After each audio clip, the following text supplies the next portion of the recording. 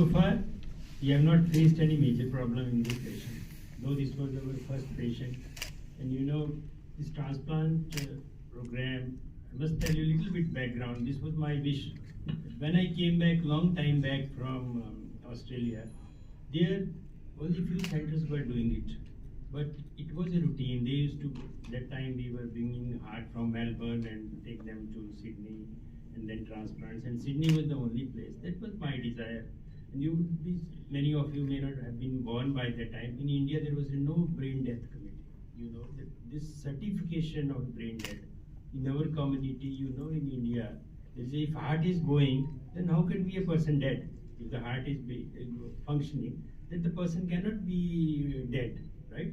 So it took many years even for the government to make this legislation, to pass a legislation to declare that the person is a brain dead. The brain dead person is the one who can donate the organs. Because the heart will keep on pumping. You know, heart is just a pump. It will keep on functioning. So that means if a person is a brain dead, his organs can be taken out. He's just like there's nothing left in the body apart from the other functioning organs. So these are the patients who are brain dead. You can take their heart. And the thing which you saw in the beginning, Mr. Bhatia showed in the reel, that people running around once you have taken out the heart, you had to implant this heart within a very short period of 4 to 5 hours, especially when you have to bring the organ from the other part of the body. Because if you keep this heart outside the body, it will also get damaged, and the maximum time period is 5 hours. You can, even if whatever method you do it for preservation, you have to implant into a body, it should start functioning within. So there is a time limit. That's why this green corridor is made.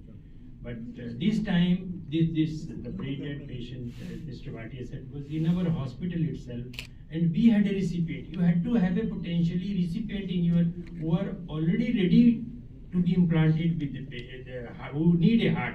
And this patient had, and we all know that heart transplant is only done if a person's own heart is almost gone. He had like this patient, he already had multiple failed medical therapy.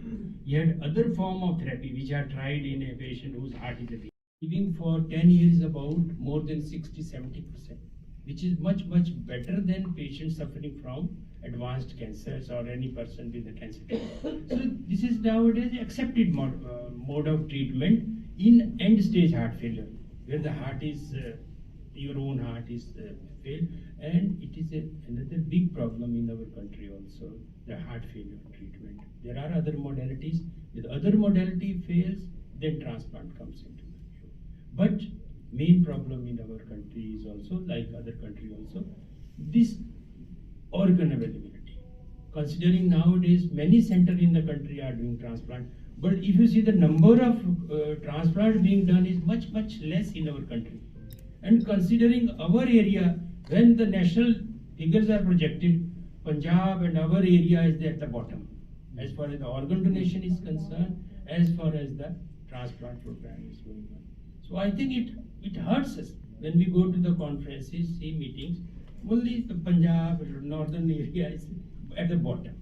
Why should it be? I think, so that way my request would be, especially media can play a big role. I know for last few years, it is people are now coming out with, this is especially, I think you people, media people, stimulating some function being organized on World Heart Day or the other day, where this awareness among people is created. I think we need a lot more to do so that people come forward to donate.